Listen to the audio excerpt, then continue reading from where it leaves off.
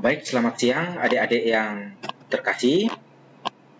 Kita masuk materi pembelajaran kita masih di bab 1, orang beriman menanggapi karya keselamatan Allah.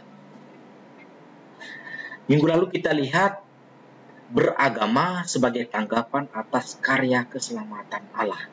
Maka sekarang kita melihat beriman sebagai tanggapan atas keselamatan Allah. Jadi kita beriman, percaya kepada Allah, itu adalah tanda bentuk bahwa kita menanggapi karya keselamatan Allah. Nah, jadi beriman itu adalah tanggapan atas karya keselamatan Allah. Nah, ini Allah dan manusia. Nah, Allah di atas dan kita manusia yang ada di bawah. Antara Allah dan manusia itu ada relasi dari Allah kepada manusia. Allah yang menyatakan kasihnya kepada kita, menunjukkan jati dirinya kepada kita dengan menyelamatkan kita, mencintai kita, mengasihi kita, hadir di tengah-tengah kehidupan kita. Allah yang penyayang, Allah yang mengampuni, Allah yang menyembuhkan kita. Ketika Dia ada, hadir dalam kehidupan kita, itu adalah wujud konkret ungkapan Allah yang senantiasa mau ada dekat dengan manusia. Allah yang menghibur, Allah yang membimbing, Allah yang menguatkan manusia baik dalam suka maupun dalam duka, baik dalam kepastian maupun keraguan, baik dalam untung maupun malam. Secara khusus, Allah yang hadir dalam kehidupan manusia itu tampak nyata dalam diri Yesus Kristus putranya. Allah yang menjelma menjadi manusia, atau Allah yang berinkarnasi menjadi manusia, atau lebih jelas lagi dikatakan dalam bahasa lain itu Ayah Allah yang mewahyukan diri. Allah yang mewahyukan diri atau pernyataan diri Allah. Jadi wahyu Allah, wahyu itu adalah pernyataan diri Allah. Allah menyatakan dirinya bagi kita manusia yang lebih jelas, lebih lengkap, lebih nyata, lebih sempurna. Itu tampak dalam diri Yesus Kristus. Nah, ketika Allah menyatakan dirinya, Allah mewahyukan dirinya dalam putranya, lalu bagaimana sekarang kita manusia respon pada pewahyuan diri Allah? Bagaimana kita menanggapi? Maka ada anak panah ke atas. Harus ada relasi balik, tanggapan balik dari kita manusia, dari bawah manusia kepada Allah, ke atas. Nah, tanggapan dari kita manusia kepada Allah itu disebut iman. Iman itu adalah tanggapan atas karya keselamatan Allah. Respon kita pada belas kasihan Tuhan.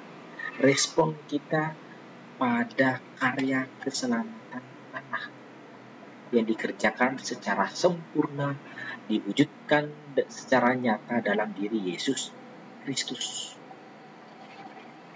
Nah, itu Allah mewahyukan diri dan kita menanggapi pewahyuan diri Allah, pernyataan diri Allah dalam karya keselamatan Allah itu dengan iman yang kita miliki. Beriman. Nah, maka beriman itu adalah percaya kepada Tuhan. Dan beriman itu mempunyai banyak bentuk, beragam bentuk. Iman itu abstrak, tidak kelihatan. Hanya bisa tampak, bisa kelihatan kalau kita wujudkan dalam hal-hal yang konkret, hal-hal yang nyata, yang mengungkapkan bahwa kita memang percaya kepada Tuhan, yang mengungkapkan bahwa kita itu orang-orang beriman. Maka iman diwujudkan dalam tindakan atau perbuatan-perbuatan yang nyata. Melalui perbuatan-perbuatan yang nyata, melalui tindakan-tindakan yang nyata, di situ kita sedang mewujudkan, menyatakan, mengungkapkan iman kita. Maka kita baca dan renungkan surat Yakobus bab 2 ayat 14 sampai 26. Kita baca teks itu dengan baik-baik. Di situ judulnya adalah iman tanpa perbuatan pada hakikatnya mati. Surat Yakobus yang ditulis oleh Yakobus di ayat 17 menegaskan, jika iman itu tidak disertai dengan perbuatan, maka iman itu pada hakikatnya adalah mati. Maka iman dan perbuatan itu harus sejalan. Di ayat 22 dikatakan iman bekerja sama dengan perbuatan-perbuatan, dan oleh perbuatan-perbuatan itu iman menjadi sempurna. Ayat-ayat nasihat-nasihat kitab suci dalam surat Yakobus ini, nasihat Rasul Yakobus dalam suratnya ini, itu sangat jelas bagi kita.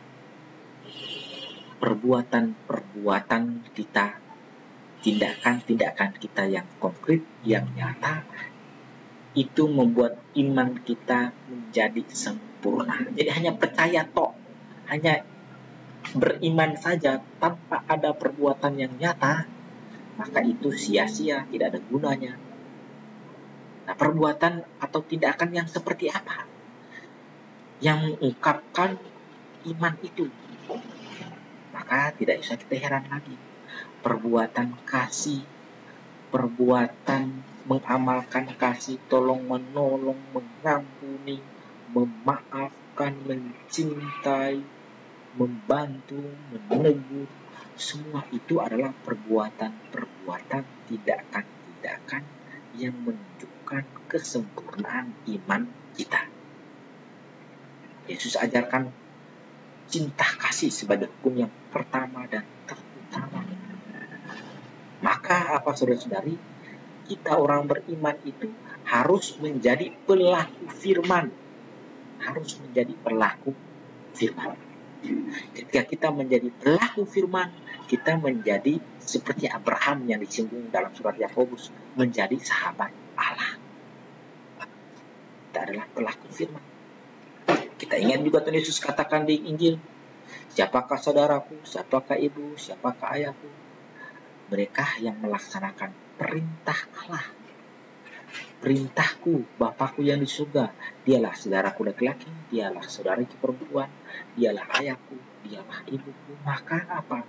Orang beriman itu harus menjadi pelaksana firman, pelaku firman Allah. Pelaku firman itu bagaimana maksudnya?